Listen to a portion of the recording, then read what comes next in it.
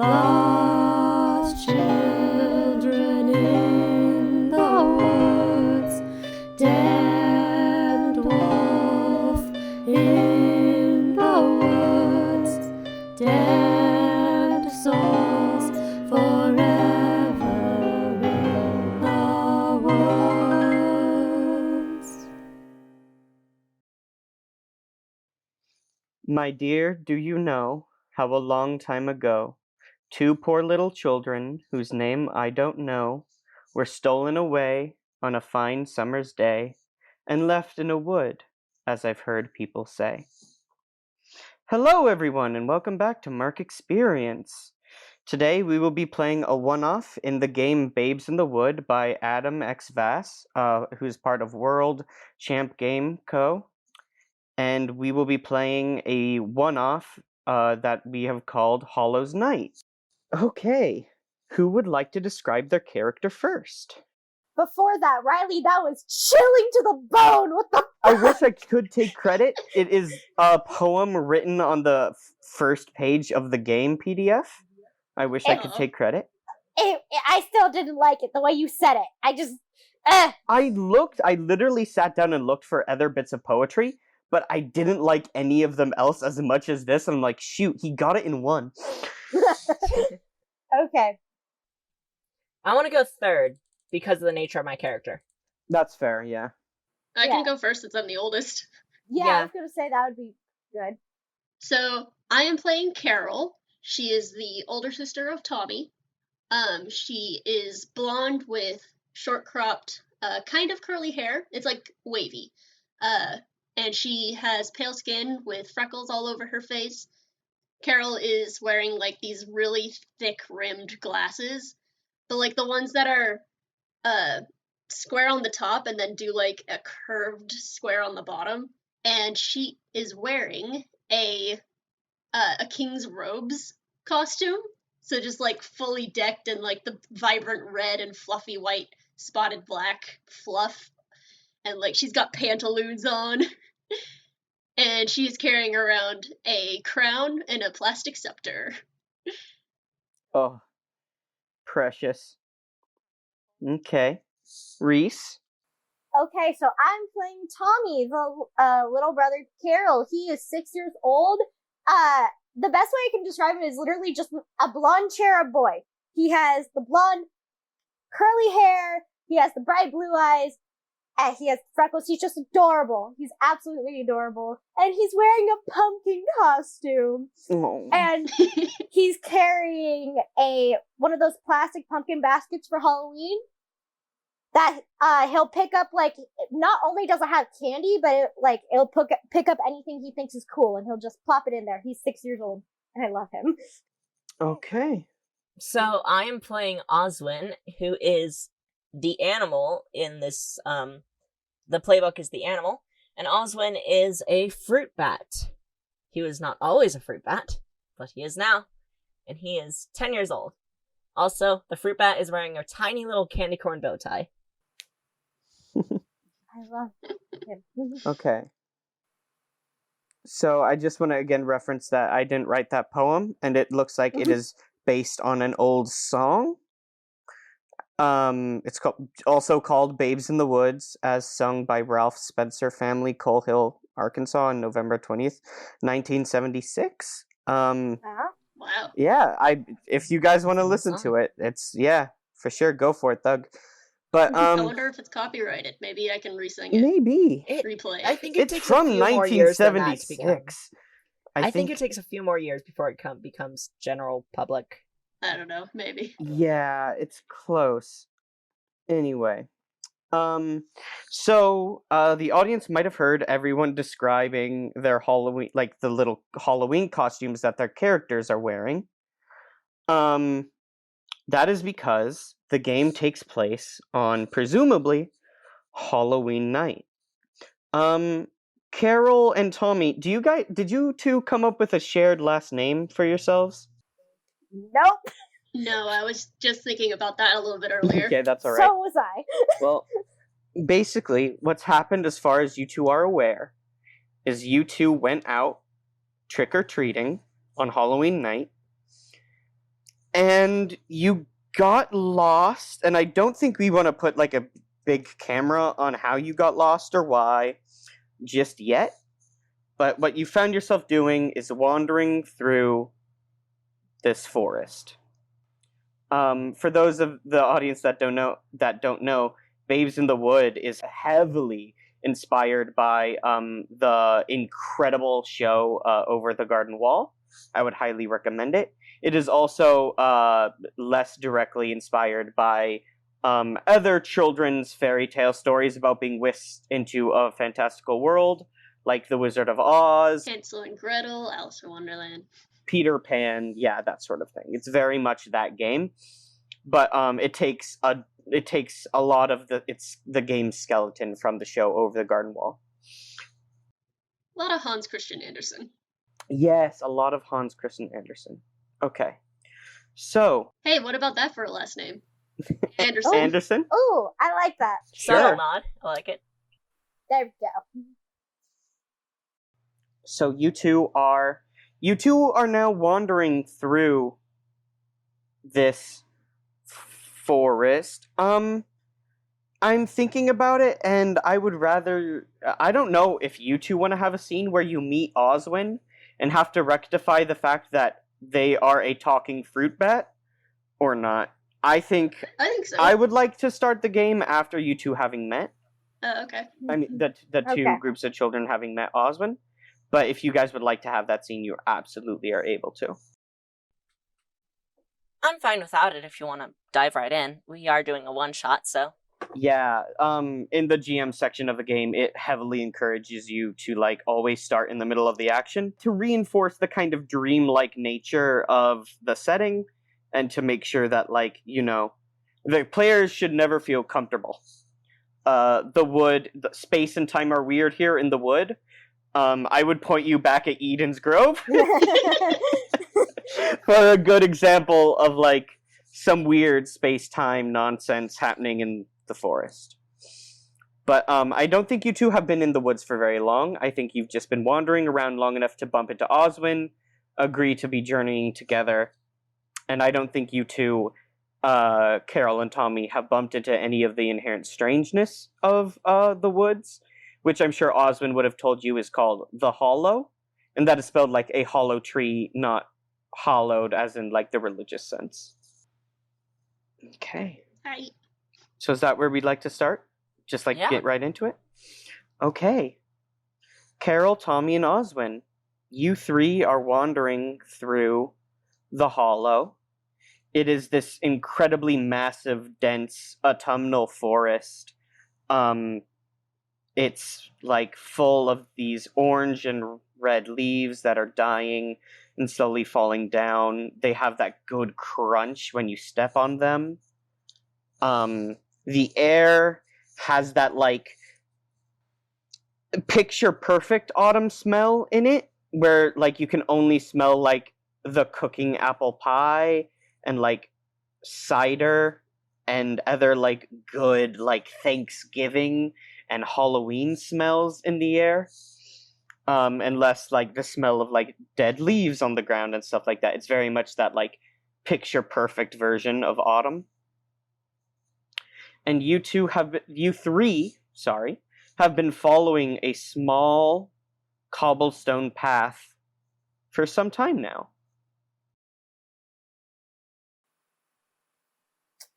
Well, I'll tell you that Tommy is absolutely either he's stepping on the leaves to hear the crunch, and the ones that don't crunch, the far and few in between, he's picking them up and putting them in his little pumpkin basket.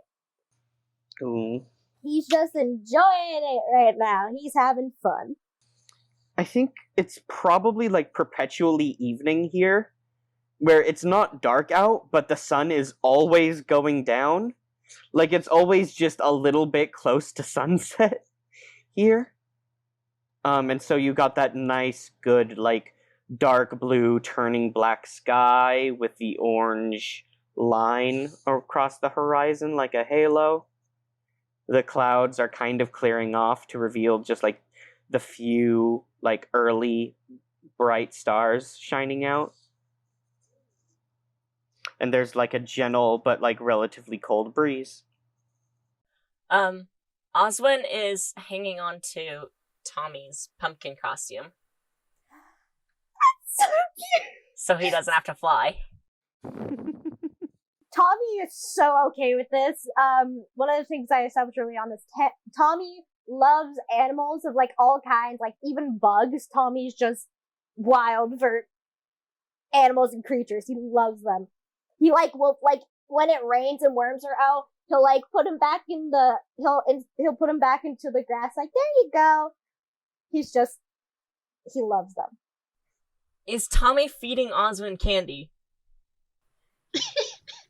I think he'd definitely try for sure. Oswin is the hungriest child ever. Oswin is one of those kids that's just perpetually hungry all the time. So that means that Oswin is probably munching on candy on Tommy's shoulder. That's so darn cute. Carol's watching both of them intently and also like nervously looking around in the forest, and she's just like, does anyone know where we're going? Are we just walking aimlessly through the forest? Yeah. I can actually make a roll for that. I'm asking this because I didn't know if we were following Oswin or if we're just following the path or Following the lead. Sorry. No, yeah, totally. If there was ever a game to sing nonsense songs that children know, this is the It's one. this one. This is the one for Yes! nonsense children's songs. There's literally a move about that. So, I have a move called Forest Expert, where it says, you've been around here too long, but long enough to know where you're going. Roll Noodle on a 10+. I know how to get there. Can't believe noodle is a stat. Yes. I know. Steam, noodle, and mush. So, where are we trying to get to? I believe as far as the Andersons know, they're just trying to get out of the wood and back home. And Oswin, I'm sure you also would like to escape the Hollow, but you also have the secondary goal of being turned back. Well, I shouldn't assume. Do you want to be a boy again, or are you, like, cool with being a bat? Are you down with it? I'd say Oswin would want to be a kid again, so he can go back home and be fed by his parents. Yeah, okay. So yeah, you have the general two goals of 1, be a real boy, and 2, escape the Hollow. Okay. So, I don't know. Would the general escape the Hollow work as a way to How long have you been here, Oswin? Time is weird. Yeah, if Oswin had to guess, how long have they been in the Hollow? Not more than like a few days, a week maybe, but like, I don't know, should it be longer than that? It can be as long or as short as you want, and just your playbook implies that you've been here for a while. I would say not longer than a year. Not longer than a year, but maybe longer than like a week, I would say, maybe. Alright, so maybe but Oswin's in costume. Time is weird. Yeah. Time is weird. You think Alright. you've been here a month, but you also left on Halloween night. You bump into these kids who claim it's just been a few hours, and it is still Halloween. Alright. Okay. Yeah, that works. What'd you get on that forest expert roll? I haven't rolled yet because Oh, okay. we didn't have a just set place that we were trying to go to. Yeah. So they're trying to get out of the forest, Yeah. but it's getting late. Can we say that right now we're looking for shelter to spend the night? Absolutely. Oh, Okay. no.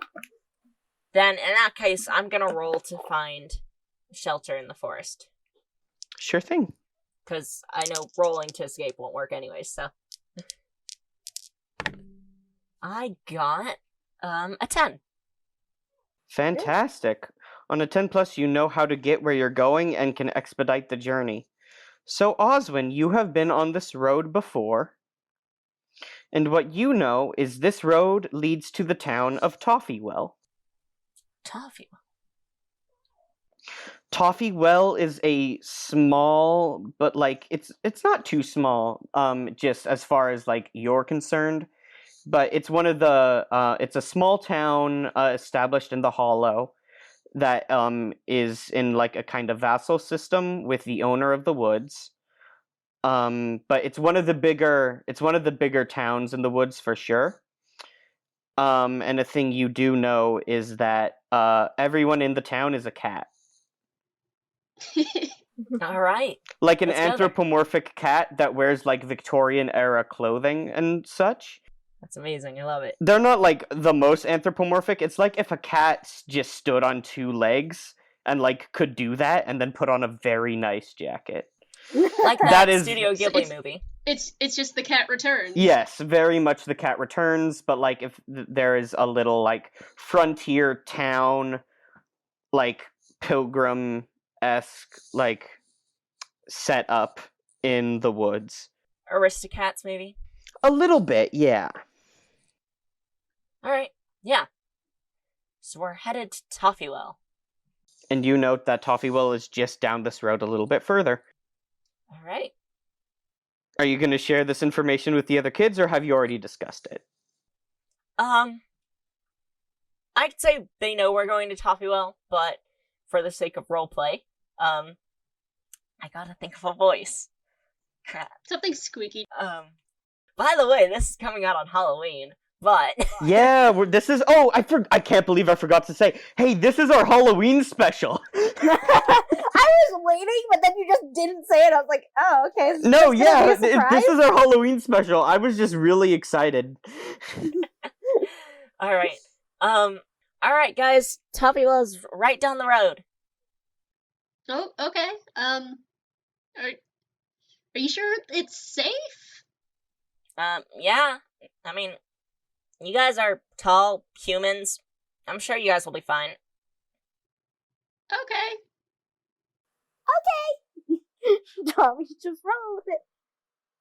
For sure. So you all three just continue down the road? Yes. Yeah, I think so. Yeah. Just kind of in silence as Tommy is humming up ahead, skipping. Yeah. Yep, that's Um, exactly what he's doing. You start heading up this hill. You're following this cobblestone path. As you do see like a little wooden sign that says like north to Toffeewell, population, and then it's just there's nothing written under population, and then it says established, and there's nothing written under established.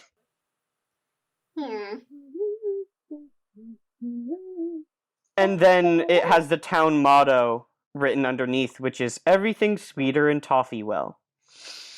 And as you pass the sign and you head up, you come up to the crest of this hill, and you can see down, and you see like in this surprising clearing of these trees, there is a bustling like frontier town. They are like, you hear music and celebration. You can see a parade, and like there are people like dancing, and there are like you see little kittens dressed up in like their Sunday best, bobbing for apples and things like that. There is a parade going around, and you can see in the town center they're setting up a gazebo, and with lots of beautiful like white lace and these orange vibrant flowers. There are jack-o'-lanterns with like cat silhouettes carved into them they're setting up. You also see there on one side there is jack-o'-lanterns with like dog silhouettes carved in, and that's new to you, Oswin. Okay, you mentioned cats. Tommy's rushing to go pet the cats. He wants to go say hi. He is Carol. running. Carol He just like trips after you, and she's like, "Wait, no, Tommy, come back!" Kitties! Tommy, as you rush down the road, you see something you didn't notice before, which is a wooden simple blockade. And standing no. on one end of the blockade is a 7-foot tall nutcracker soldier. Except his face is a clock. But he still has the eyes and like the movable jaw. And on the other side of the barricade is a similar large nutcracker toy soldier, except his hands are teddy bears. Okay. And he is clumsily trying to hold a rifle, but he can't do it because his hands are teddy bears. Is he moving no. or a statue? Yeah, they're moving. They're like full on goodness. moving. I feel like Tommy would slow down and be staring up in like awe and curiosity, and I feel like Tommy would then try to poke the teddy bear because it's a teddy bear. It's 7 feet tall. Carol just like pulls Tommy back and like looks over at Oswald and just like awkwardly salutes them and is like, "Hello, sirs. We are here looking for shelter. Is there an inn?" Yes. Well, you've come to Toffywell at an inopportune time, I'm afraid. We're under strict orders by the Marquis to not let any rabble-rousers or mischief-makers into the town, says the one with the clock head. And the one with the teddy bear hands like goes to open his mouth, and just like you note his jaw, like the movable handles, the Nutcracker stuff, they still have them, and like his thing is loose, so his jaw just drops and he can't move it back up to talk. So he just kind of continues to fumble with his musket, doing his best to like get it into a comfortable but also dignified position, but he can't because his hands are teddy bears. Oswald's gonna fly up and push the handle back down. His jaw goes right back up with a snap, and he like kind of bows at you a bit to like thank you. Oswin, you would know that these are the Hollow Guard. They are the royal security force of the Marquis, who is the gentleman that owns these lands. Everyone that lives in the Hollow, as far as you can tell, are just like vassals renting land, or that are buying land for like a timeshare or similar things. As like this entire forest is like owned by this one person that you keep hearing about, called the Marquis of the Hollow. And these weird Nutcracker dudes are his like police force and like community outreach. They work for him pretty much. And they all have the running theme of they are big like hollow nutcrackers that have one part of their body replaced by like an item or a toy or something like that. Interesting. Oswin kind of flies in front of the clock one and is like, "So what's with all the security?" Well, today's the big day. Sir Poppy's getting married. I must say, we're all very proud. Who? Sir Poppy. He's the mayor of Toffywell. He's very, very well respected in these parts. He has poise. And the one with the teddy bear like nods their head, and their jaw comes undone again. But the one with the clock face just fixes the handle, just like not even looking at him. And he goes, "And so that's why we were sent out here. We were to make sure that there would be no mischief makers here to ruin Sir Poppy's big day." We would never. I'm not a mischief maker. I'm not a mischief maker. Carol just like taps Tommy's cheek. It's just we're not here to cause any trouble. Actually, you said it's the mayor. I'm pretty sure that we're probably on his invitation list because I am a king of a neighboring land. That is most definitely a grift if I ever heard I one. know. I was gonna be like, I feel like okay, but just the idea of Tommy scratching up his nose. What? Hey, Carol, is that a thing you can do? Yeah, You have a move for lying? yeah, I have grift. Go for it, thug. Roll them bones. Plus. Why does the adult have -2 mush? Because you're the older one, and so you're not as cute. Mush is your ability to talk to people, so. Eh. You are at the most awkward stage of your life. I would also like to point that That's out. fair. I got a 7. Okay. They'll consider it for a price. So Clockface looks over at Bare Hands and goes, Bare Hands! And yep, that's his name. Yep, that's the name that he has. Bare Hands! So sad. Check the list! And Bare Hands kind of like fumble and drops their musket on the ground and is like patting their pockets with their teddy bear hands and just like can't get their hands into their pockets because one, their pockets are painted on.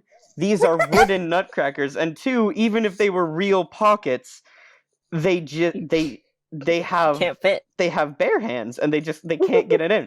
And so he just like looks back at Clockface and just kind of shrugs, and Clockface goes, Bare Hands, are you telling me that you forgot the wedding invitation list on this Sir Poppy's most important of days? And Bare Hands like shrugs again. I love Sir Hands so much. And Clockface like and the clock hands on his clock face start to like tick faster as he starts to think. Carol pipes up and she's like, "You could start a new one. Write down a list of everyone you think would be invited. Myself on there." Yes, of course. Bare Hands, take this down. And Bare Hands starts to scramble for a piece of paper, which they do not have, and a pen they also don't have. They end up managing to clasp a leaf between their comical, like, teddy bear hands. And Clockface just goes, well, that's not going to work. And Oh my god. turns to the kids and goes, very well. I suppose if you are royalty, you should have been invited. Sir Poppy does his best to maintain positive relations with all of the vassals of the Hollow. I must say, however, that you can't go in wearing that. My kingly robes? Yes, I must say, you're in tatters. And like, Well, do you recommend a place where I can get some new robes? I genuinely don't know if these guys know where you could get wedding clothes at this hour of the day. In a town completely run by cats. Little cats, like cat-sized cats, just that stand up and such. And Clockface looks over at Bare Hands, and Bare Hands looks over at Clockface and like drops the leaf and points weakly at the town. And Clockface is like, yes, of course. And then he like picks up the barricade and just lifts it over your heads, and he says, carry on. And you three are allowed into the town. However, you have to find wedding clothes. That is the cost. You will not be allowed to stay if you continue to wear the rags. Ugh, I love this. Yeah. sad. You will no longer be Pumpkin, Tommy. I feel like Tommy would get upset, and he's like on the verge of crying. He loves his pumpkin costume. You It's can okay, probably just put like wedding clothes on the pumpkin costume in like addition. Or like, don't even get changed, but like, these guys are around. Carol, I feel like no, Tommy. I want this to be a little RP. Tommy's gonna start crying. He's this little kid who enjoyed his costume so much, and he's being told he has to change when it's not even the end of Halloween yet, and they're not home. Carol like kneels down, just like no, it's okay. You can put it on after the wedding. Can't have crying on Sir Poppy's big day. He just really likes his pumpkin. Well, I would say that you best Cinderella yourself into a wedding pumpkin, or I shall harry you out of Toffywell this instant. These words are razors to my wounded heart. I don't know what that means. Rude.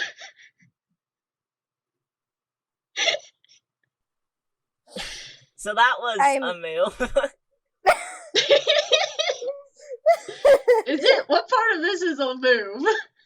You quoted Shakespeare. You get to recite poetry, right? Oh, that's true. I do get to recite poetry. That's a move I have. I was just saying poetry for the sake of poetry. Well, isn't that the whole point? I guess so, yeah. That's an 11. On a 10+, your prose contains something important to your world. The GM tells you something useful about your current situation. Okay. I don't know how that poem reveals something important. Yeah, I don't know either. I was just saying, you salty bitch. You know what? I'll reveal something important as you head on in. So you start, like, they don't know what you're talking about, and so you start to head on into Toffywell.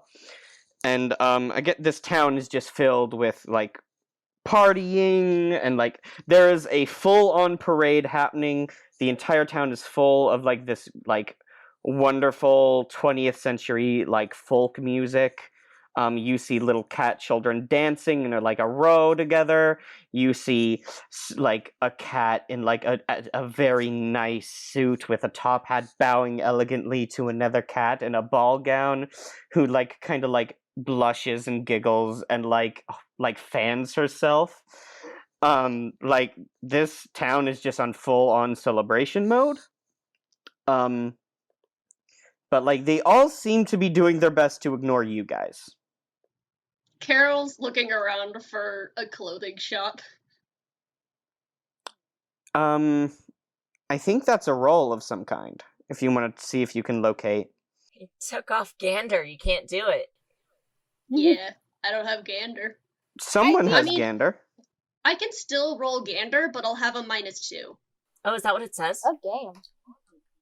Osmond, do you want to roll Gander? Especially as you were the one kid that's been here before? Yeah. One moment. Certain thing that I read.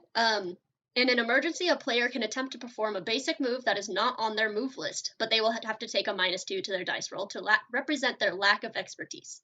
So you can still roll other moves that you don't have. You just automatically get a -2. Just so you guys know. All right. Well, are you gonna do it, or you want me to roll it? I say go for it, Osmond. All right. In that case, would that count as forest expert since I've been to this town before, or maybe I just don't know the town that well, so I'm still gonna roll Gander? Either or. I think forest expert works perfectly well. It depends on which one you want to do. Okay, so Gander ends up with questions and hold, and I don't think that's what we want, so I'm gonna do forest expert since that's more of a place. Let's get this 12. Let's get this bread. Wonderful. You got a 12? Yeah. Dang, everyone's rolling on fire today. So you actually know where the town tailor is. And so you lead them through the streets, like you see more of the merriment, everyone's celebrating Sir Toffee's big day. Wait, Sir Toffee or Sir Poppy? Sir Poppy, sorry. The town is called Toffee Well, because Yeah. they literally have a well here that has liquid toffee in it. Just Don't tell Tommy that. yeah. Don't tell Oswin that. Oswin, Oswin knows. I would say Oswin knows, and Oswin is dying to get there. if Oswin was here before, they probably like, hey, why is it called Toffee Well? And they're like, well, it's on account of that well full of toffee, you see. This is how Oswin has been surviving. The past Oswald's been living off of toffee.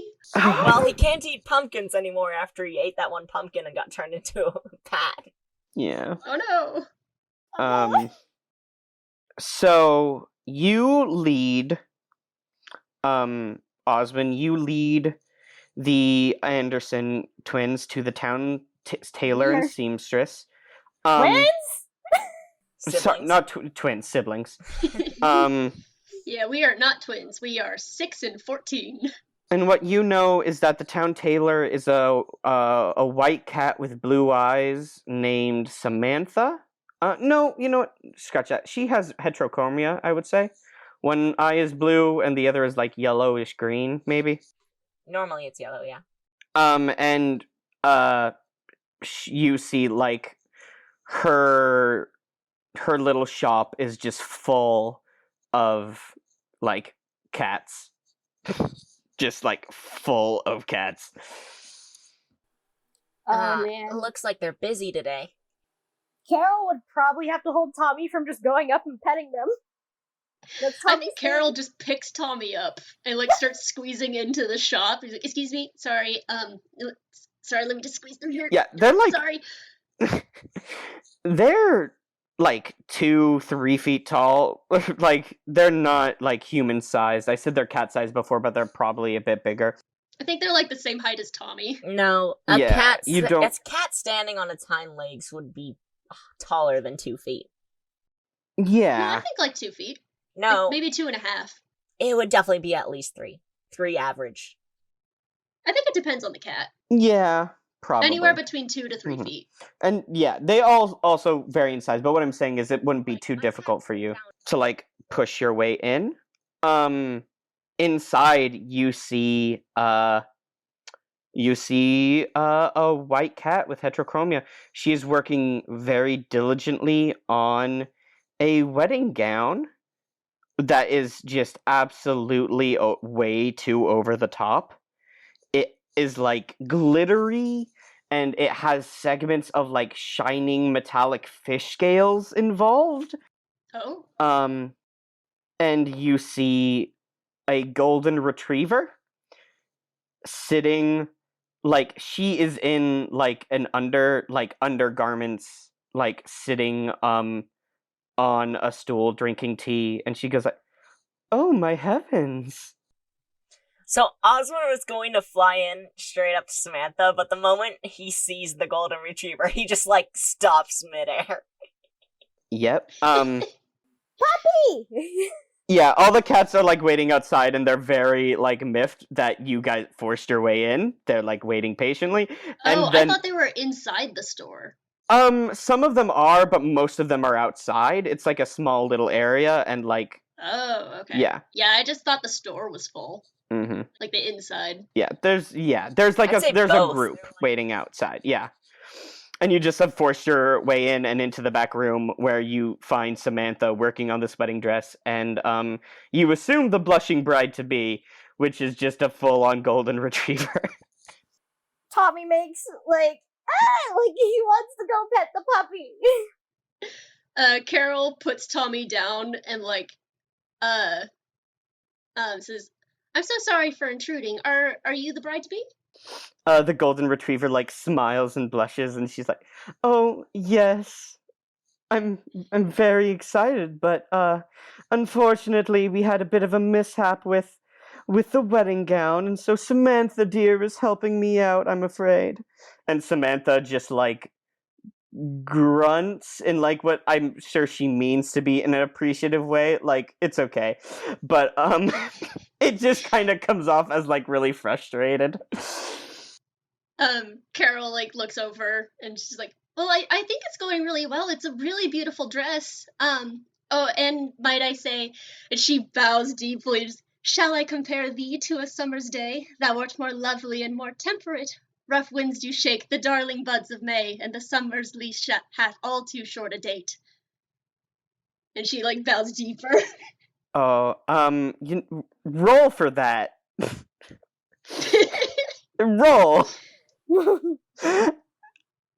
That's a 9. What am I rolling for sight poetry? On a 7 to 9, you are swept up in your own verse. The GM tells you something poetic about your situation. It is up for you to make it useful. The bride just, like, squeals. If a dog could, like, blush, like, the full-on, like, paws in front of her face, wagging tail, she's like, "Oh, I'm charmed." My name is Carol. This is Tommy. We were just let in by the guards. We were told that we were supposed to be invited, but things were happening and confusing, and there was a mishap, and we're supposed to have some wedding garb to put on. My name is Princess. Oh, And princess! as you can tell, I'm not from around here. Hi, princess. Well, I can tell because of how beautiful you are. Oh my gosh, the more blushing, more like, "You can't just say things to a lady." And she's just like, "Oh my gosh, you don't know what kind of, like," she is just, like, she is a happy golden retriever, like, southern, like, storybook Southern Belle, just Oh my god.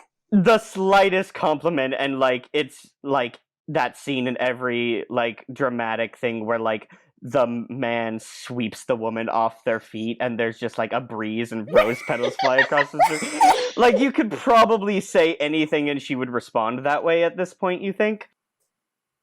One woman to another, I think whoever you're marrying is very lucky. She's just like, "Yes, I'm very excited to marry Poppy. He's such a gentleman." And like Samantha just like gives another grunt and like crawls under the dress. You don't know what, like it, like a mechanic for a car is just like little cat feet and skirt like kicking out from the trail of the dress and just like appreciative grunt. Do you need help? You get like a dismissive grunt and like a little paw kicks out and like waves at you like it's fine. Oh, okay. Oswin is like hiding behind Tommy's costume, and Oswin's just like, "But why a dog?" Don't be mean. That's mean. I must say, that's no thing to say to a lady on the eve of her wedding. Apologize. That was mean. Oswin's like hiding as much as possible. It was really mean. Like Samantha sticks her head up through like the neckline of the dress, and this dress is made for a golden retriever, so like it's So it's much twice the larger. size of Samantha. So like it just looks ridiculous, like a tent on her. And she like spits out the knitting needle she's had in her teeth this whole time, and she's like, "Yeah, Oswin, love is love," and like dips back into that. I love Samantha already. This is the first line she says, and I know. I love how the cat knows Oswin's name. Oswin comes to Toffee well a lot to drink their toffee. Oswin is a toffee pest. Oswin has had to be rescued from the well multiple times. Oh no. Oh no, the bat's gotten stuck in the toffee well again. Again? Who's gonna fish him out this time? I bet they made like a little climbing spot for if you get stuck, you just crawl over to that. No, they just try to scold him and make him not do it, but he still does it. Okay. Princess gets up. She's still in like her like under like I want to say she's in like a nightgown, something like She's l- probably in a dress slip. Yeah, I was yeah, gonna say a like dress something slip, along yeah. those lines of like it's not full on clothes, but like something light and lacy and like kind of pajama-y. Yeah, so it's a slip. And she goes, "Well, let it not be said that a bride turn away desperate children on the eve of her wedding. How can I help you charming children?" Well, we were just passing through hoping to find our way home, but now I'm wondering if we should stay and watch you get married on this very special day. Oh, she clasps her paws together and like claps, and she's like, "Oh, please. I'm sure Poppy would just love to meet you." And then Tommy's gonna be like, can we? And looks at Carol like, Carol just kind of like rolls her eyes a little, but she's smiling. She's like, "Yeah, I think we have enough time." hey! So you guys have decided to stay for the dog cat wedding. Yes. Yes. Yeah. Wonderful. I would like to remind you that the Hollow Guard will not allow you to stay in the town if you do not find wedding clothes or Yeah. some Alright. decoration, as if you're running around in rags, that could be interpreted as rabble-rousing and mischief-making on this Sir Poppy's That's big what I was day. saying. So what exactly are the other cats wearing? Or do I need a roll to look at what the other cats are wearing? Like, it's a mix of like early 20th century like 17th like 1700s to early 20th century like clothes. Like there's some Victorian era stuff here, there's some like early America stuff here, but like suffice to say there's a lot of like waistcoats and ascots, a lot of like old-timey dresses and gowns. Oh, you could get like one of those little pocket handkerchiefs and tie that around your neck like an ascot. Oh, I'm already wearing a bow tie. Yes, but it is candy themed. yes, and it's looking a little worse for wear, to be honest. I want to know why my new king's outfit is rags. Probably the fact that it's plastic. Like That's true. they're not, the Hollow Guard are not necessarily bright, so But they're do not absolute idiots either. so if you are wearing a king outfit and you say you're a king and you roll well, they're going to be like, all right. But they do know what plastic is versus gold and real ass gemstones versus, Well, Oswin's gonna find a ribbon, like a spool of ribbon, and pull it down. Okay. And Oswin brings it over to Carol and is like, help me get this on. Yeah, sure. She finds like some scissors and like does like a diagonal cut on it and like makes a little bow. She puts down Tommy. Oh no, yeah, I put down Tommy when I bowed. Oh yeah. Okay. So then I want Tommy to just look around to find something he would wear. Sure. Do you have a move for that?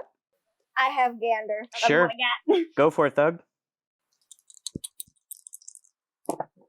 And that is, dang it, why do I have so many minuses? You are a baby?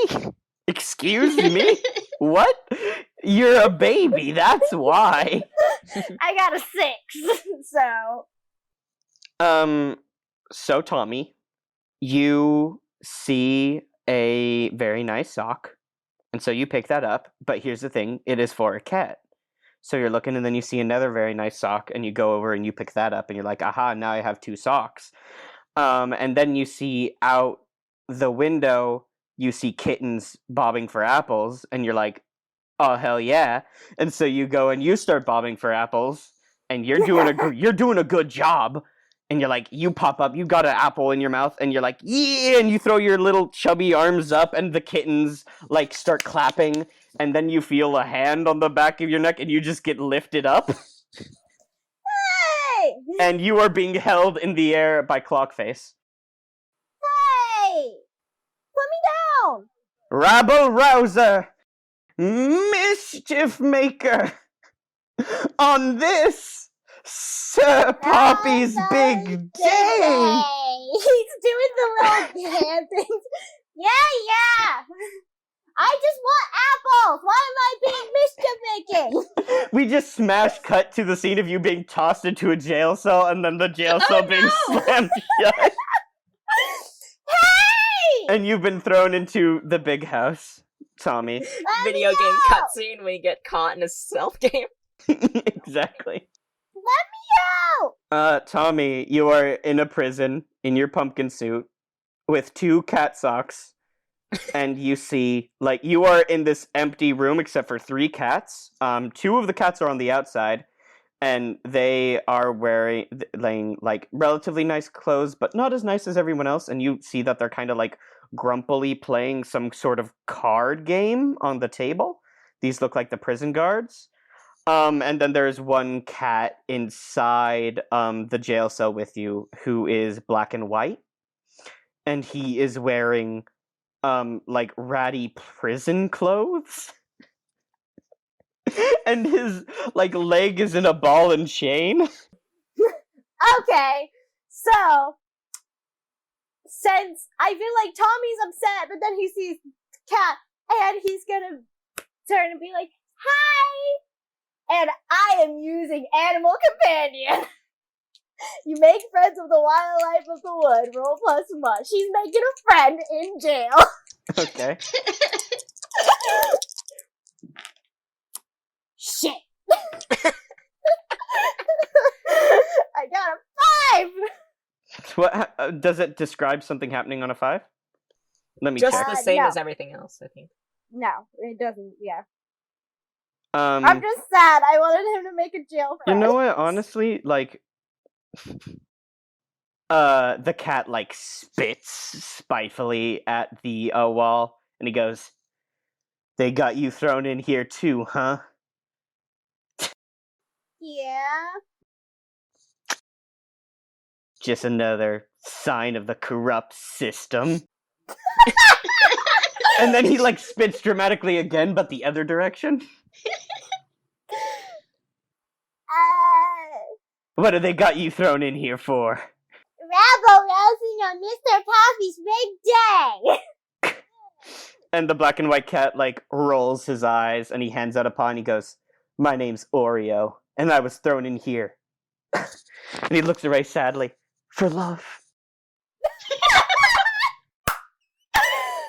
Well, nice to meet you. I'm Tommy.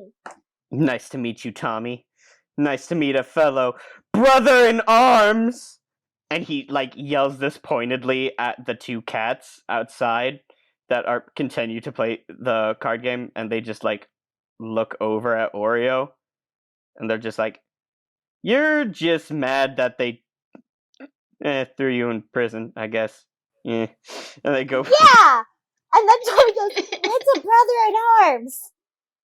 I'm looking at like my GM moves because I need to think of a way like a thing to do because of that failed roll. Because I don't want it to be that Oreo doesn't like you. I think Oreo was gonna like everyone no matter what. Everyone but the cops. I mean, he could like him for a different reason other than being a friend. Could like him because he could be like, "Oh, I see you as a way out of here." I mean, full on, there was no situation in which Oreo was gonna like become your pet and like follow you through the woods or whatever. Hey, if I had gotten that, he literally would have. Oh. If I had gotten a 10+, you make friends with a critter who will follow you and act on your influence. Yeah, I was like, that's also for like full on animals. These animals have some form of sapience. I know what it is. Outside, we cut to a pair of very nice shining shoes. And they are attached to 2 legs that are in like very nice finery. They are like in the bottom of like a tuxedo, but the camera can see like wheat and like long stalks of grass and like bits of weeds growing out from the shoe and the pants leg. And these two feet in these very nice shoes are walking along the cobblestone path, and you hear the tick-tack of the shoes and a third tack of a very nice ornate cane as someone is coming to the wedding. And we're going to cut back to Tommy in the jail cell. That is the thing that I'm going to do because of that failure. Advance a clock, why don't you? Yeah, I advanced a clock. Oh, Jesus I used Christ. the DM move show an omen. Point to a threat, God. a clue, or an approaching action. Love that good spicy failure. So Tommy, you are in this jail cell with Oreo, who was thrown in here for love. And he is mournfully standing on the bed, like on his tiptoes, looking out the window of the jail cell, just mournfully outside. Where's my sister? Oh. I don't know, man. Where's anyone in this crazy, mixed-up world of ours? He, like, does another dramatic turn aside. Man, how much spit does he have in his mouth? And he, like, kicks the pillow. He's very well hydrated in this jail. He kicks the pillow off the bed. Tommy goes to the gates and can you let me out? I wasn't doing anything. I was apple picking with the others. I was apple bobbing. One of the cats, who is all the way black, and the other cat, which is like a poofy gray, like they look like the cat that is almost always named Snowball. They stop their game of Go Fish, and they look at each other, and they go, I don't know if we can do that. Pretty sure you were arrested on one count of rabble-rousing and one count of mischief-making on this, Sir Poppy's big day. Please, I'm with my sister. She's royalty. It's true. Carol kicks down the door. We're gonna resolve this, and then we'll go back to Oswin and Carol. Royalty? That doesn't... And they check the prison sheet, and on the prison sheet there's just two words. One is written Oreo, and the other is written pumpkin. Just pumpkin. And they have, like, dates put in, assigning, like, when they've been thrown in. It looks like Oreo has been in here for a week. Oh no. And they check the sheet, and they're like, it doesn't say anything about you here being royalty. It, No, I was with my sister. She's at the shop. I was just bobbing for apples while she talked and talked and talked. It just says here you're a pumpkin. It doesn't say anything about you. Pumpkin. As this child gets progressively more shrill and upset and on the verge to tears, the two prison guard cats look increasingly more uncomfortable. And they're like, I don't know, are we allowed to arrest royalty? I don't think so. Well, if the... It's not the fact that they arrested a literal child. It's the problem of possible royalty. They're like, well, if their sister is royalty, I mean, that would make sense. They're at the tailor with Samantha. Isn't that where Princess is? And I guess, I mean, it's possible it could be royalty, but they're a pumpkin. Are they a pumpkin king? Are they a pumpkin queen? I don't know. Did we invite a pumpkin king? And they start looking around for, like, signs of, like, an invitation letting you know about the Pumpkin King coming to this Sir Poppy's big day.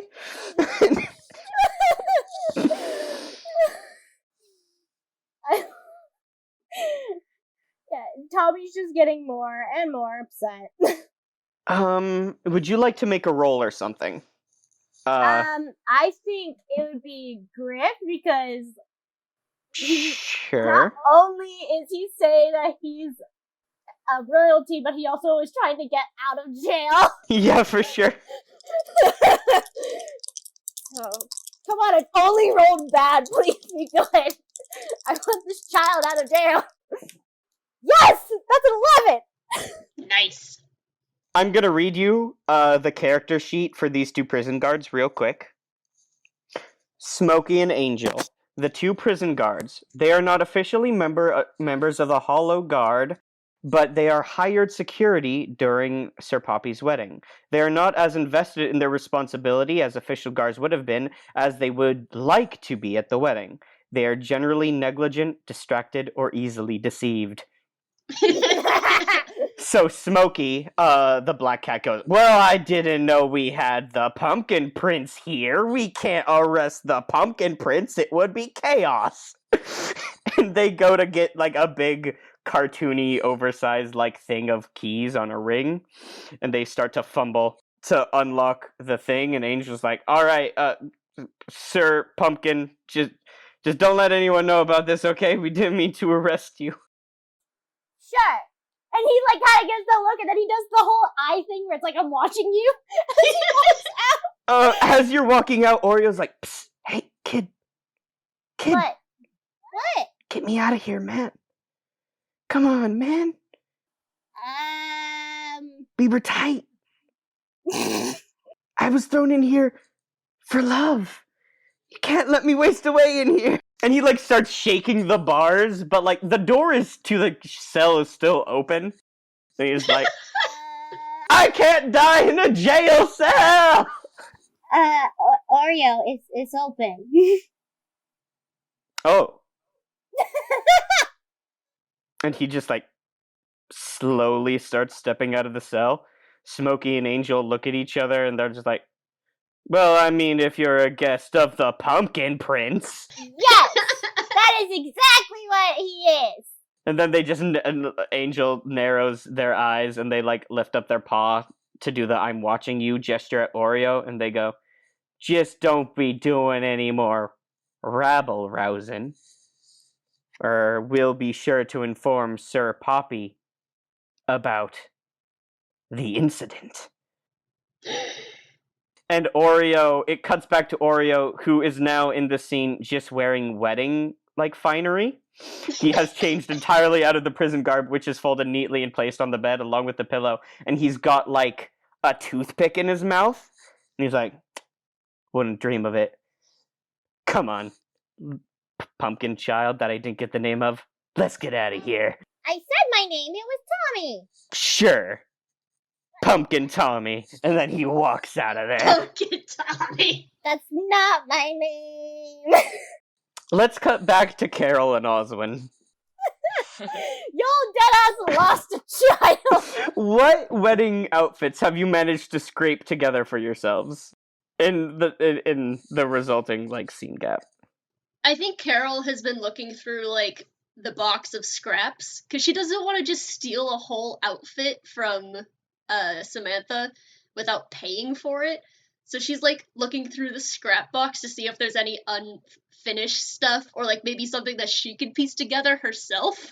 So I feel like she might have found like a tablecloth, like a nice lacy tablecloth that she like cut a hole into the center and made it into like what she hopes is a nice poncho and put it over her robes.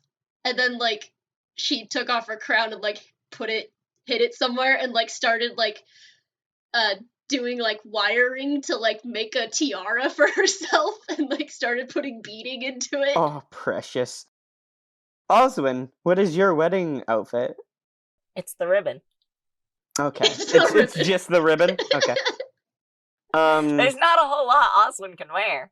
Yeah, fair. Carol. I think as soon as Carol finishes the thing and like is in the mirror looking at it, she's like, you know, it's not too bad. Oh my god, where's Tommy? And she is just frantically like she goes back to the scrap box and starts like pulling everything out looking for Tommy, realizes she made a mess, puts everything back in, and then starts like opening drawers trying to find Tommy. She's just frantically looking for him. In the background, you just see a pile of white, like semi-transparent cloth moving, and it becomes apparent it is Samantha carrying Princess's wedding veil, but because Princess is just like double or triple the size of all the cats, it's just like completely, just like full on Halloween ghost in this thing as Samantha stumbles trying to get this over to the wedding dress and where Princess is. I have a question for Jamie before we continue. Sure. Did Carol style the tablecloth in like a Grecian kind of look? Or is it just a Yeah, full-on poncho? yeah. She probably found like a nice ribbon and tied it around the center and like fluffed it a little to make it look nicer. Okay. I think she's probably wrapped her crown and scepter up in her robe and she's like placed that on a counter out of the way somewhere. Carol, as you are hurriedly trying to organize things so you can leave and look for your brother, you accidentally knock over a box that you hadn't seen before, and inside the box is like people-sized clothes. Oh. Like Huh. kid-sized clothes. Carol looks through it. There are like children's clothes from like from modern to like you see like a pair of jeans and like overalls, like a shirt with Kermit the Frog on it. Like, and as you go deeper into the box, you find progressively older and older like children's clothing until you get to like the same style of clothing that everyone in town wears.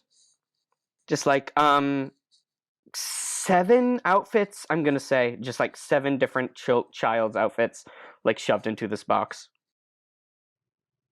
Oof.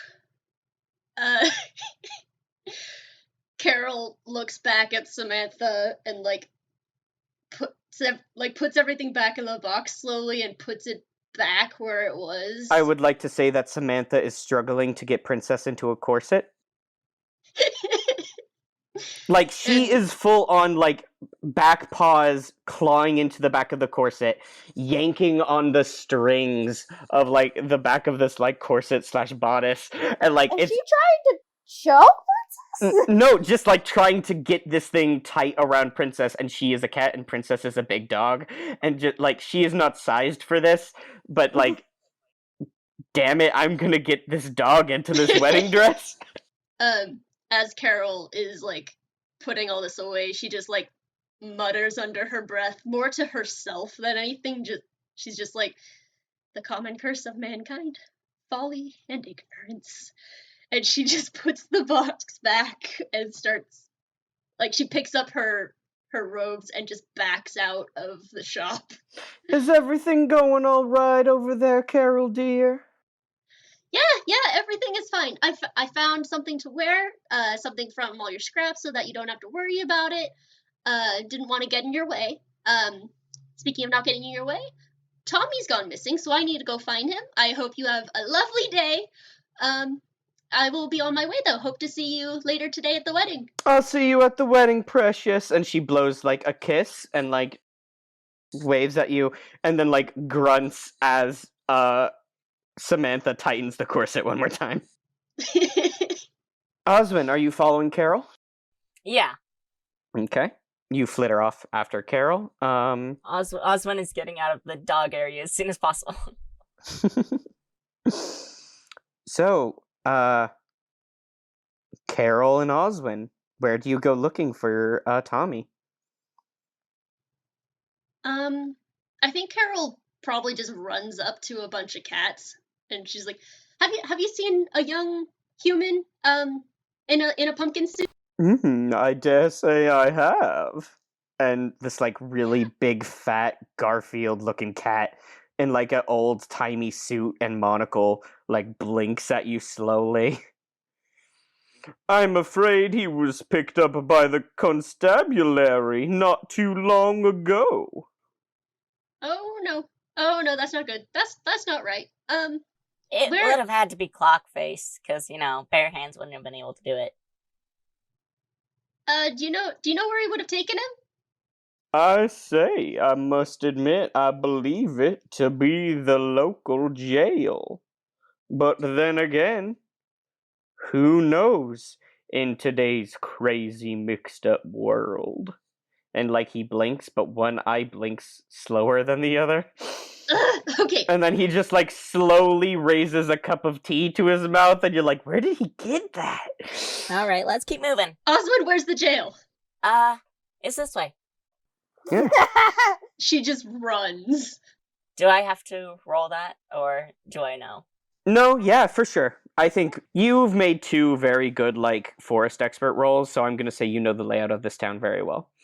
As Osmond, you lead Carol towards the Toffeewell jail, and as you do, you see Tommy, who is toddling out of the jail in his little pumpkin outfit, and he is being followed by a black and white cat who's got like a toothpick in his mouth, and he's got like his paws shoved into his jacket pockets like a delinquent, and he's got shifty eyes. Carol, the moment that she sees Tommy, she just screams, "Tommy!" and runs to him and like does like a baseball skid on her knees and just hugs him so tight. I don't know why I missed you. Let me go. Nope. I am never letting you go again. Let me go. Okay. Carol like takes a deep breath and like holds Tommy by the shoulders. Don't run off like that. You freak me out. It was that mean clock face. He thought I was rabble rousing when I was just bobbing for apples. Okay, well, you did leave the shop without getting any clothes. Can I say that Carol made him a poncho too? Except it's an actual poncho because he's wearing the pumpkin suit and can't wrap a ribbon around the middle. Sure, yeah. I'll let that have happened. She like flops that over his head. I'm the Pumpkin King. Now you are the Poncho King. No, Pumpkin King. Right, Oreo? Yeah, kid. Just be careful with those displays of affection. Might get you thrown in jail. And like he starts to cry. Like he full on starts to cry in the middle of this street. Other cats are looking at him weird. Like one cat shuffles her kitten off in like a different direction. Like it's a whole thing. And then I feel like Tommy just pats his head gently and goes, "Don't cry. It's a wedding." I'm just so upset about the world's injustice. Let me just say, Riley, Oreo is my absolute favorite character. Are you okay? No, I'll never be okay again. Okay. And he like dramatically turns off. The camera sees like lights dim and like a spotlight come down on Oreo. It was ages ago when I first lost my innocence. Oh my god. And like he gestures up at the sky and he goes like, I was just a fool in love, but unfortunately she loved another. And just like dramatically turns again in like a different direction. He pulls a rose out of his jacket pocket and like poses with it, like down on his knees. You've been in jail for a week. What?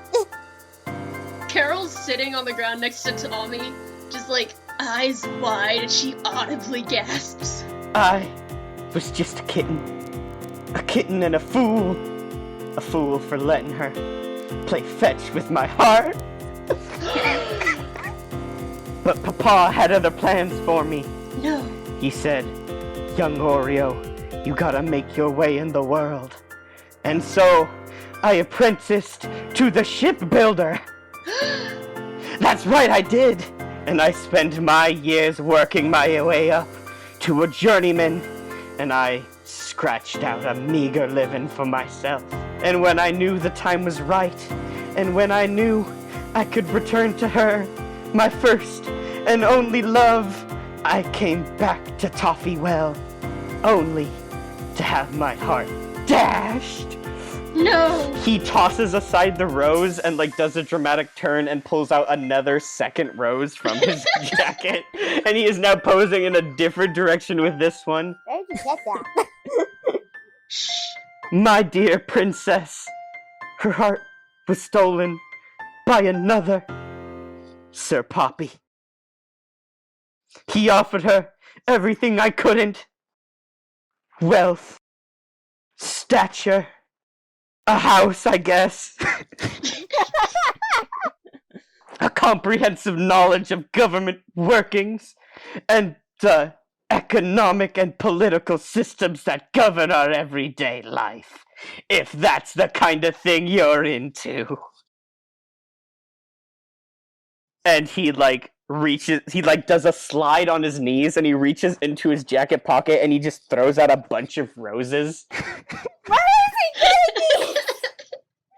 But my dear princess was seduced by offers of wealth, power, and sweet nightly serenades. And he just starts to cry again.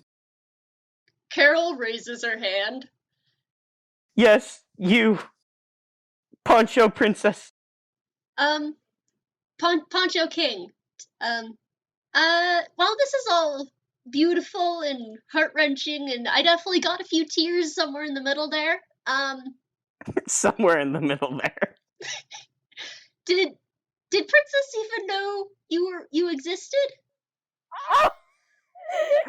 Or did you just run off trying to get money to marry her?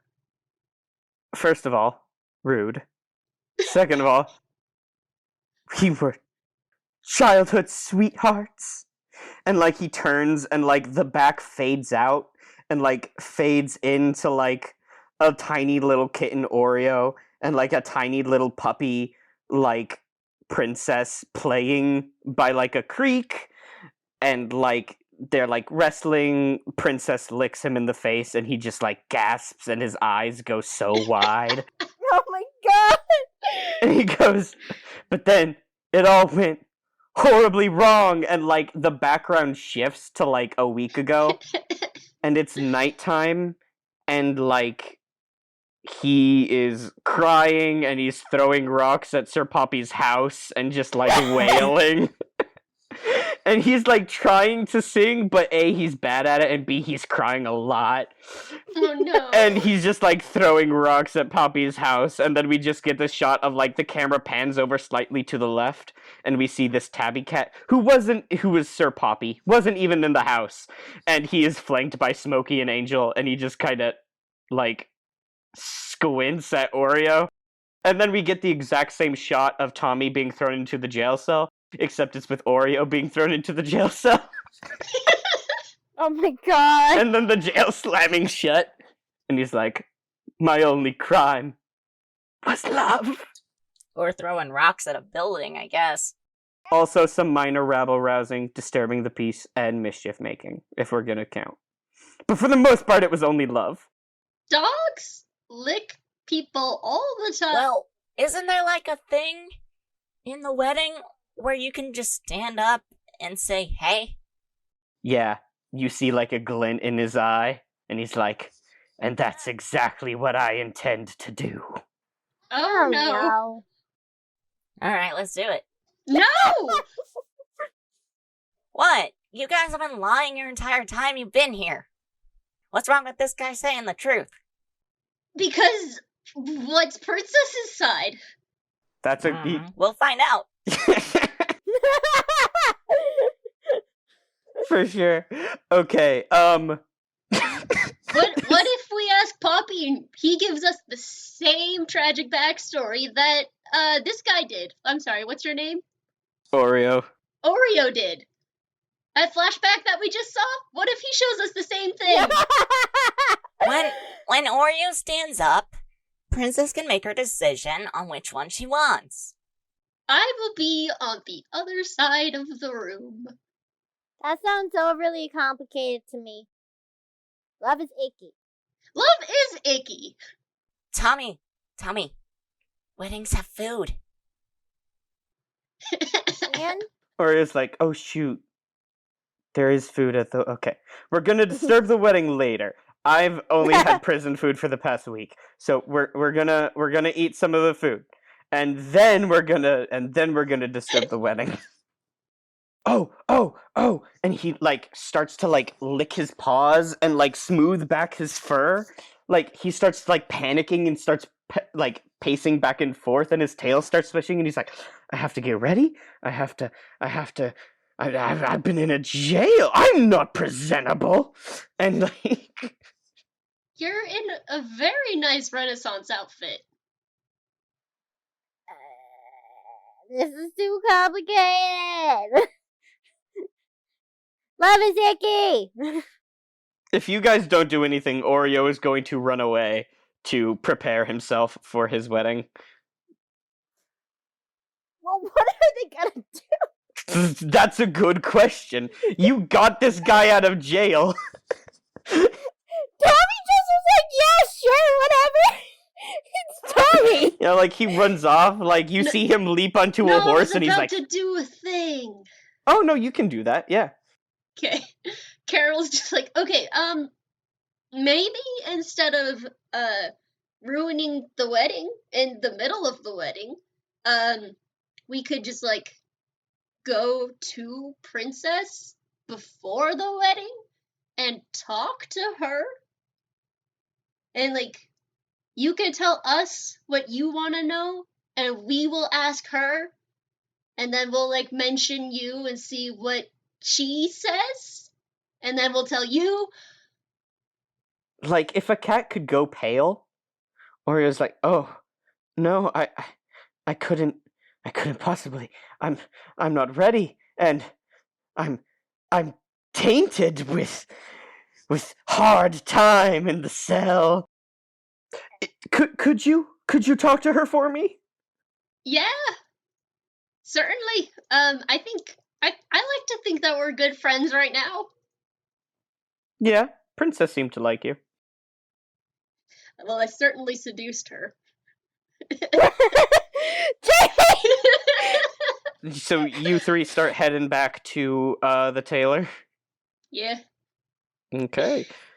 The line is longer, but it's slowly turning into its own semi-party of like they have gotten their hands on drinks, and so like the people that are waiting to have like fixes made to their outfits or replacements or whatever are all just like having their own little celebration here outside of Samantha's shop. If you can sneak back in again, you're big enough to push aside cats, and you go into the back, and like Samantha is helping Princess get ready, and Princess is in the wedding gown and has the veil affixed and is everything, and she goes, "My, if it isn't my little king! It looks like you found little Tommy." Carol bows deeply and she's like, I certainly did. Well, we didn't have much to do while we waited. There was a party going on outside, but I figured we could bring the party inside so that you could get some fun as well. She smiles and goes, I do need to finish getting ready, I'm afraid. Samantha's a dear, but she's having a little bit of trouble. And like Samantha like crawls out from under the dress. She's trying so hard. We could help if you need things to hurry. She could just tell us what to do and we could help. Oh, could you? Oh, would you be a doll and help me out a little bit? Yeah.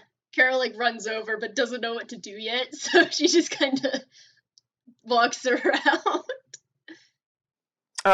It looks like it is mostly ready. Samantha is just making some last finishing touches in terms of like fitting and such. Like Madam Princess wasn't here when Samantha had to make the dress, which is why they're doing this last minute. So like Samantha just had to get the general sizes of Princess and be like, all right, I'm making a dress for a big dog, I guess, and go from there. And so right now they're like getting it more specifically tailored and like affixing flowers and things like that. So She's it's working so hard. yeah, it's relatively easy work. Yeah, I think Carol just like starts straightening up some stuff on the opposite side of Samantha. Yeah. Just like straightening cloth and adjusting little flowers and stuff. And she's just like, so tell me, was it love at first sight? Oh, I can't say that it was. You know, at first I was a little uncertain about the courtship. You know what people would say, that I was just marrying him for money, power, etc. But Sir Poppy genuinely is a sweetheart, and after he sang his nightly serenades to me, I couldn't help myself. And she like swoons a little bit. Well, you certainly are gorgeous. You must have had men just crawling all over you. You're so beautiful. She like blushes and goes like, I must say I was, you know, somewhat popular back in my neck of the woods. Nothing to brag about, of course, but I've turned my fair share of heads. So what do you think about Oreo? Oh my god! Just goes for it. I'm trying to be subtle. Trying to be slick. I think she just screams, oh my god, out loud. Princess gasps and goes, "Why, Oreo? I must say I haven't thought of him in a minute. A literal minute. That old so-and-so, he broke my heart. Really? Do tell. You know, we were childhood sweethearts back in the day. But unfortunately, his father, he had him go off to work at some job or another as an apprentice, and why, I haven't seen him since. I must say, I've had to move on." Basically, she informs you that, like, they were childhood sweethearts back when they were young. We get the exact same flashback. Yeah, the exact same flashback. And like they were close, but then Oreo's dad sent him off to get a job. And like she hasn't seen them since like she was a puppy. And like she moved on. She like was courted by other dogs. She was courted by a few other cats. Like, you know, she grew into a very beautiful golden retriever, and like the classic story of like the beautiful farmer's daughter that although like garbage rich men come and try to seduce, but she held out for true love. But then it was revealed that her true love was also a charming prince, and just like now she gets to be happy and have money, etc. Does that feeling still linger?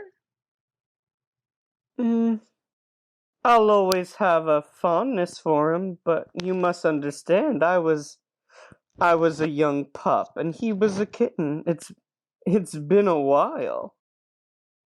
That's true. You grew up. You change. He'll always be my first love. But Sir Poppy will be my last. And she smiles. And like you hear Samantha grunt appreciatively, and you can't see Samantha.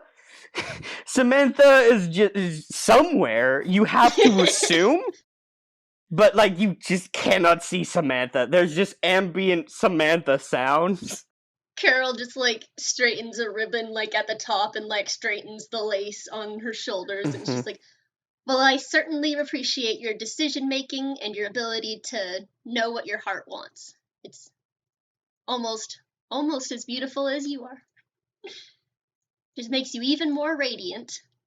You really have a way with words. And she's like fanning herself. And she's like doing the dog pant.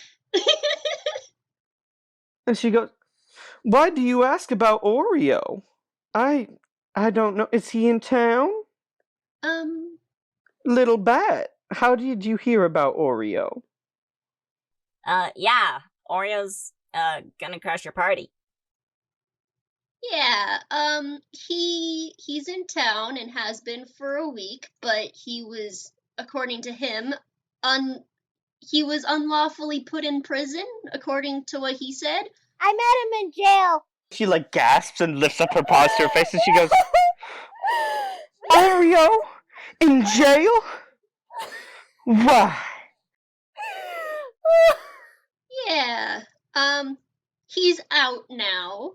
And he is getting ready to, as Oswin said, crash your party. We came here to figure out what's going on, if you still have feelings for him, or if not, if we should stop him or help him, if you still want that. Looks like no, so I'm in favor of stopping Oreo. I mean, she looks conflicted in this moment. Like you can tell she wants to meet Oreo again, and she would be very happy to have Oreo at her wedding. Like she had no idea Oreo was in town. But she also doesn't super jive with the idea of like the priest going, if any of you disagree, forever hold your peace, and Oreo leaping up and being like, no, she's in love with me. Like it's been like 20 years or whatever, and so she's like 20 dog years. Yeah, like whatever equivalent. Carol is just like, look, those feelings that you have for him, where you felt like he betrayed you, he feels the same way, where he thought you were waiting for him and was going to be there when he came back, so he feels that you betrayed him. So I think what needs to happen here is just a good old-fashioned talk, and like figure things out between you two, and not just like let your emotions simmer and then explode in the end. She like blinks at you.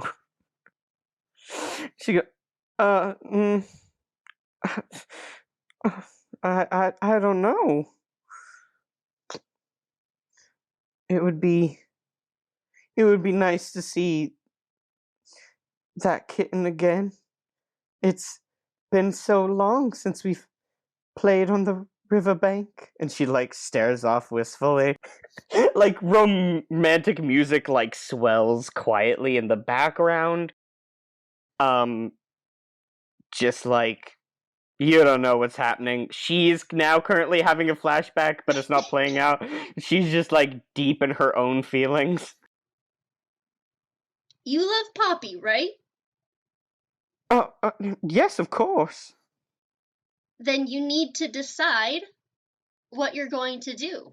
It's important that if you're going to marry someone, that you're not going to have conflicting feelings. So, Well, I love Poppy, obviously, but I don't wish Oreo any ill will. I would like him to be there as a friend. and we can certainly relay that to him, but I don't think just our word will be enough for him. I think he needs to hear it from you. She smiles and she's like, all right. If you can find Oreo and convince him to come here to see me, we still have a little bit before the ceremony. And then she gets like really excited. Her tail starts to wag, which starts swooshing her dress back and forth. Oh, Samantha, did you hear? Oreo's coming to the wedding! And like Samantha stumbles into the room and just Princess picks her up and just like buries her in this bear hug. And just like Samantha is choking on like Princess's chest fur. And just like and just like slowly being crushed by this dog that's like twice or triple her size. I want a hug! Okay, Tommy, you go in for the hug. You join. Yes! Hug him! You hear distressed cat sounds and happy dog sounds. oh, this is not good. Do we even know where he is? Yeah, I assume so. I think he'd be waiting for us, because we said we were gonna go talk to Princess. Straight up, I've been picturing him like mournfully staring into the toffee well this whole time. and like fixing his fur so it like he can see his reflection. He's fixing his fur, and he's like repeating to himself like a dramatic speech revealing like he always loved her and he never forgot about her all those cold nights building ships or whatever. Like that's where Oreo is. I think we probably go up. We say our goodbyes to Princess for the moment and go out and find him. Okay. Yeah, it's not too difficult to track him down, like I said. Yeah. He is like repeating like I object. No. I object. No. No. I God. object. No. Carol's like, stop everything. Don't do that. He turns and he's like, it's you, the Pumpkin King. Yes, it is I, and she bows. No, wait. Tommy, that's you. You're the Pumpkin King. I'm the Poncho King. Bow. Bow. And Tommy just says it while he does it. Bow. Oreo looks at Oswin and goes, so, are you the king of anything? No. Candy. I'm not a king, though. Candy. Now presenting the Candy King.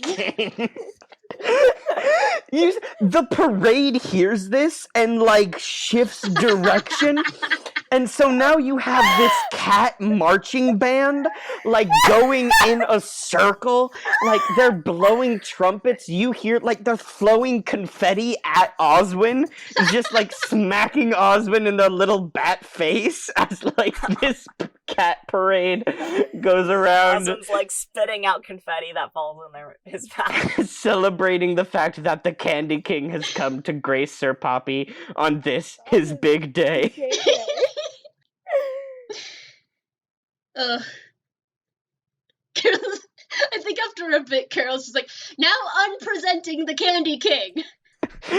The marching band, like, all quietly starts to, like, march in a different direction.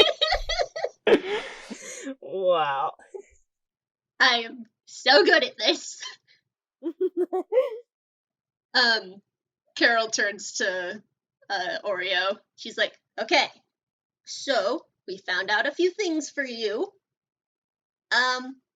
You felt she betrayed you, and it turns out she felt you betrayed her. So What? I would never. I feel like from the start, there's just been a lot of misunderstandings and no communication. So she wants to talk with you. He starts to sweat heavily. Like, his eyes start darting around. If you can't say anything to her face to face, just you two, then how are you going to say anything when you're standing up in the middle of a crowd in the middle of a wedding? I want someone to make a roll here to convince Oreo to go speak to Princess in private. Like, not That to meta should be Carol. the situation. Like, it's easier for Oreo to do the wedding disruption because, like, that is an engagement with a group, which he is on neutral terms with, and against Poppy, which he's on negative terms with. And also he sees it as a grand romantic gesture, so, like, he could maybe win Princess back. If he has to speak to Princess just, like, on one-on-one, he has to deal with the fact that, like, he left her 20 years ago and just, like, didn't say anything. Can I use recite poetry as, like, a persuasion? Because I have a poem I can use here. I don't think anyone else has any moves for this. All I have is grift. Yeah. Carol has grift as well. Yeah. Carol, how about you do that recite poetry again? Okay. Carol, after seeing his hesitation, just, like, takes a deep breath, and she's like, men at times are masters of their fate. The fault, dear Oreo, is not in our stars, but in ourselves, that we are underlings. Roll plus noodle. How much noodle do I have? 0. That is an 8. You are swept up in your own verse. The GM tells you something poetic about your situation, and it is up to you to make it useful. You start thinking about like all the Shakespearean plays, like you not reading on your own, but like have been having read to you by your parents. You've been watching Shakespeare movies and stuff like that. Like it's a little bit above your reading level. You've been working your way through it, and you just think about how much you love Shakespeare and how much it means to you, like how this was a big part of your relationship with your parents. And like they would read Shakespeare to you and play you plays of like Shakespeare plays and like musicals and things like that. And like you get really into it and like tears come to your eyes, but like you're too into it, and so it keeps like Oreo from like getting as emotionally swept up in it because it's almost scary how emotionally swept up in it you are. And so instead of Oreo being like, "Damn, true," Oreo's like, I guess." My point being, if you want anything to work out between you two, whether it be romantic wise or friendship wise in the first place, you need to work out a base level of communication. You can't blame stuff on her for your own things that you did too. He looks very sad. He nods. And he starts walking slowly towards Samantha's tailor / like seamstress shop. Tommy's gonna wave and say, "Good luck! It was nice meeting you, Oreo!" Should we not follow? You can, straight up. I don't think you, like, he doesn't, like, you aren't going to be in that scene. Like, I think it's much better if we get a scene of the two kids and, like, the little fruit bat on, like, someone's head, like, watching Princess and Oreo talk through a window. We're just at the back window. Yeah. And she does, like, the big sweep-up hug, and he's just, like, crushed into her chest, and it's just like, just, like, cannot breathe. Is, like, in the dog, like, you know that portion of the dog neck? Where, like, Yes. there's, like, that roll of fur, like, on the Yes. big dogs that, like, comes off? Like, he's directly in that and just, like, drowning. And she's, like, trying really hard not to cry because, like, it'll ruin her makeup, but, like, she is a dog. She's not wearing makeup. As far as you can tell. I mean, she could be wearing a bit of eyeliner, like some paint that could go onto her fur. Like, Samantha... It's powder on her fur. They are kind of like... Yeah. That era. Samantha is, like, dabbing at her eyes with, like, a handkerchief. And Princess gently lets down Oreo. And I think we cut to the wedding. All the cats have been... The marching band has finally made their way over to the gazebo.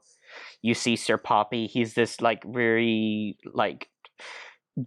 I don't... Like, he's jacked? Like, he's he's, like, a jacked tabby cat.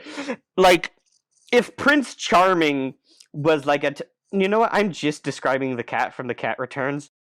It's just that.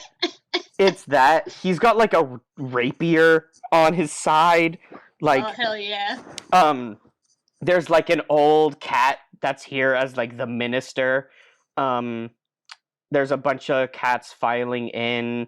There's several mother cats holding their little kittens. You see a few different dogs from the town where Princess is at that are supporting Princess, like her family. You see Clockface, who is squeezed himself into a tiny little chair for a cat, even though he is a 7-foot-tall nutcracker. And Bare Hands, who is also sitting next to them.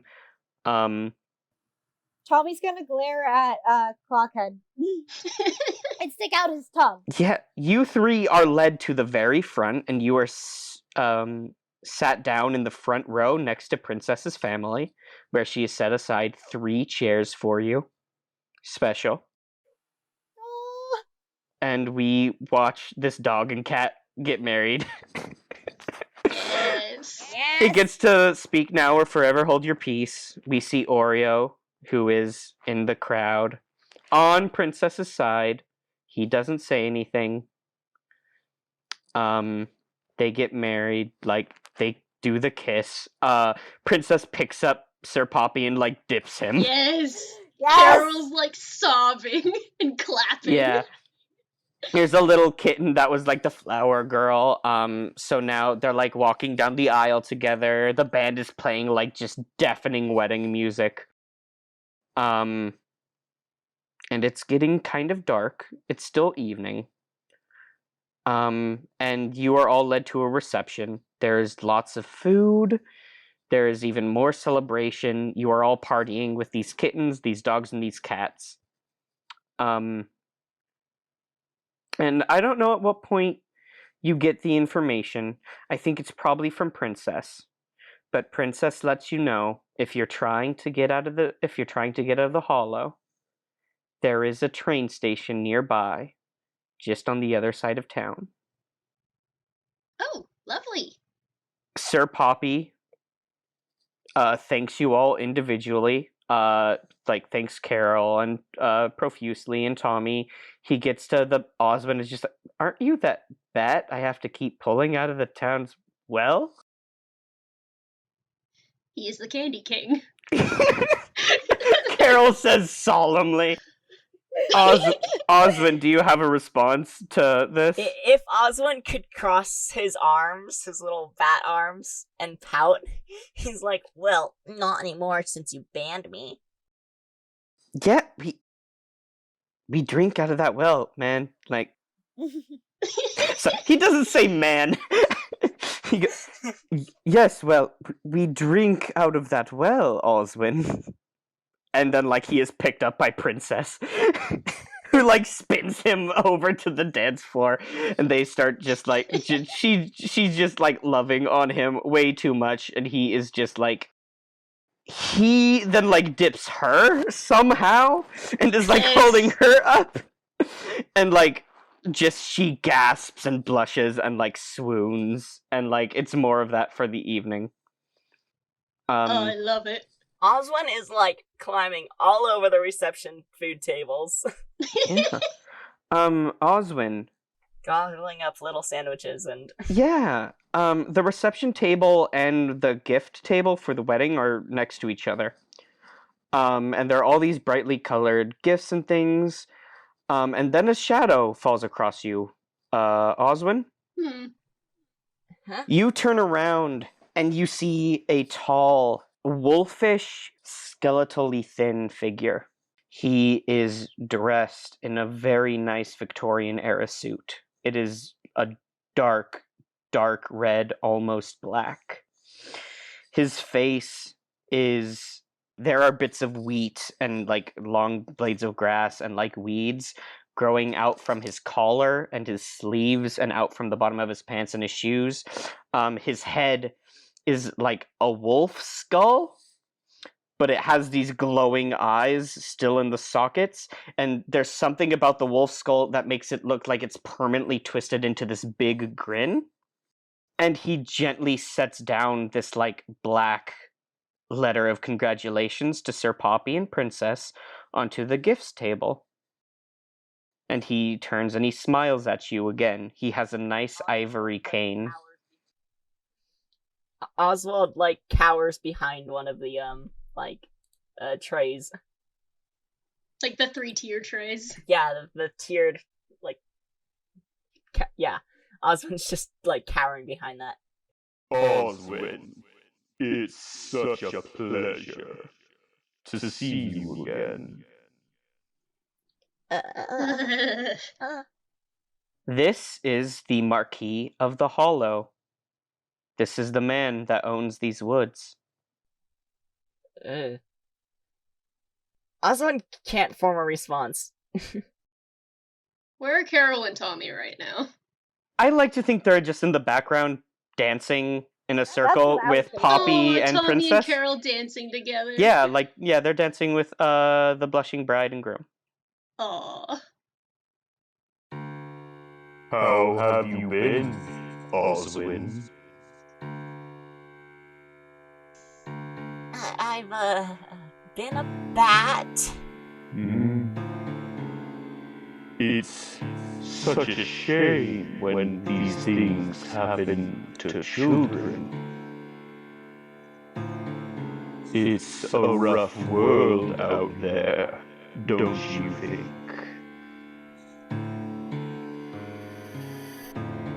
Yeah, Oswin's not talkative with this guy. You know, Oswin, if you need a little spare magic to change you back, I could always hunt down some resources. These are my woods, after all. And he, like, grins wider somehow through his skull head. I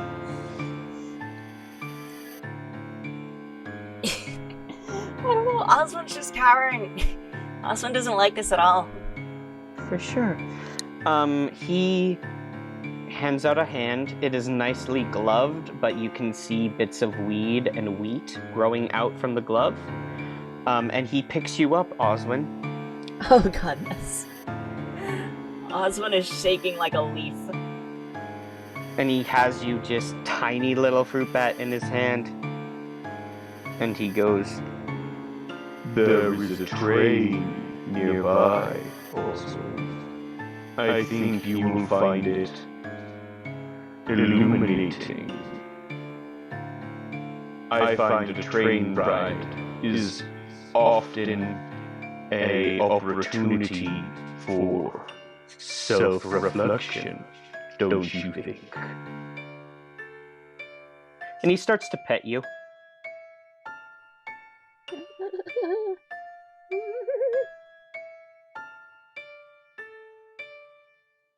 Still no response?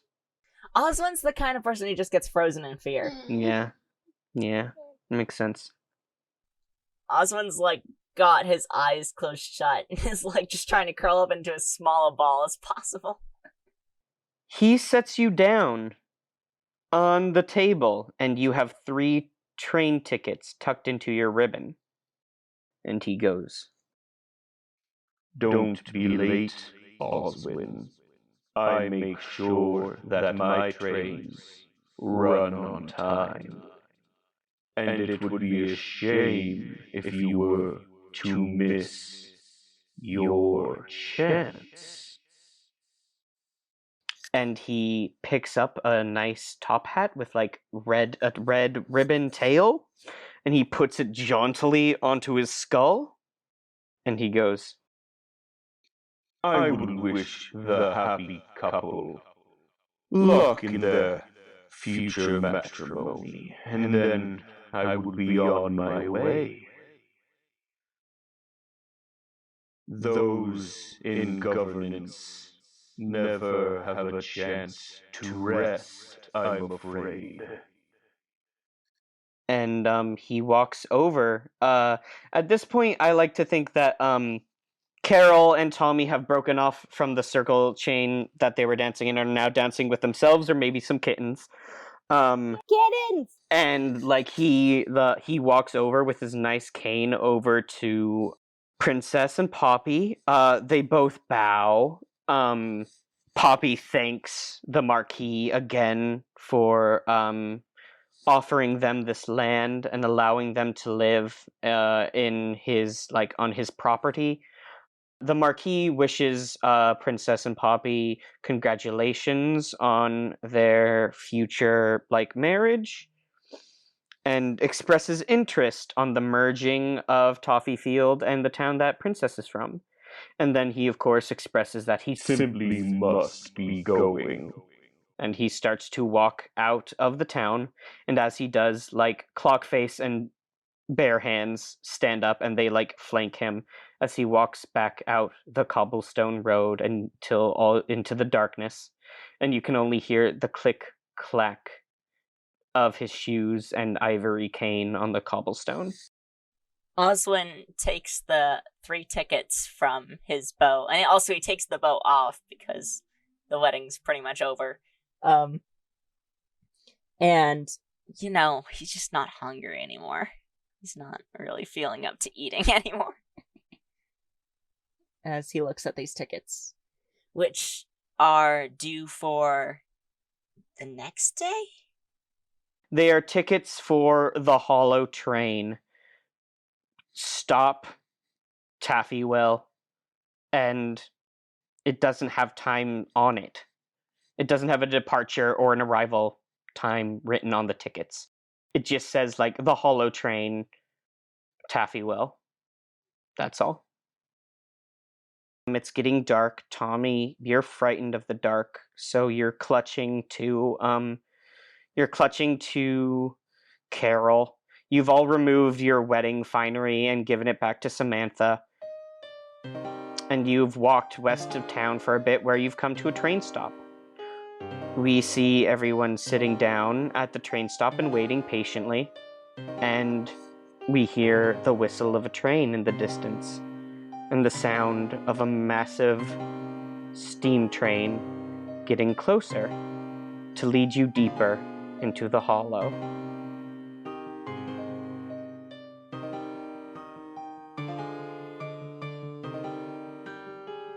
Hey Mark Experience audience, and welcome to the end credits. Thank you so much for listening to our show. If you want to see MXP art and laugh at the dumb jokes we make about our own show, you can find us on Tumblr at tumblr.com/blog/markexperience. If you like the music, you can buy it all at markexperience.bandcamp.com. And we also have merch at redbubble/people/mark-experience, where you can buy posters and shirts and stickers. If you want to donate so that we can create more content, you can head over to our Ko-fi account at ko-fi.com/JamieRemy. That's spelled JAMIEREMY. That's my name. You can find this podcast on YouTube, Apple Podcasts, Spotify, and Stitcher, so listen wherever is easiest. Have fun browsing, and we'll see you next time.